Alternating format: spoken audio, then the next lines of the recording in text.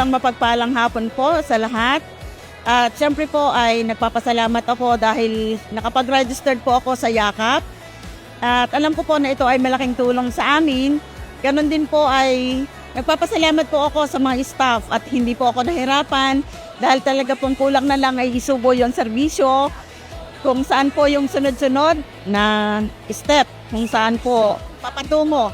And siyempre po ay malaking tulong po ito sa aking mga kabarangay sa bayan ng San Juan, lalo po sa barangay Laia Ibabaw dahil po sa dami ng nangangailangan ng tulong ay hindi na po sila lalayo at bagkus po ay dinala na po dito sa aming barangay. So yun lamang po, maraming salamat. Okay. Marianlyn Lopez po, 34 years old from Barangay Laia Ibabaw, San Juan, Batangas. Nag-avail po ako ng Yakap registration para po sa aking pamilya. Ganun po ang aking lola, ang aking pong asawa.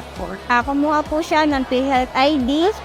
Tapos ang dalawa ko pong anak, ilinanda po sa aking dependent. At masaya po kami na bumaba po ang Batangas Capital dito po sa Laia Ibabaw. Bagaman po napakalayo nito ay narating po kami. Lubos po kami nagpapasalamat Governor Vilma Santos po. Mabuhay po tayong bahay.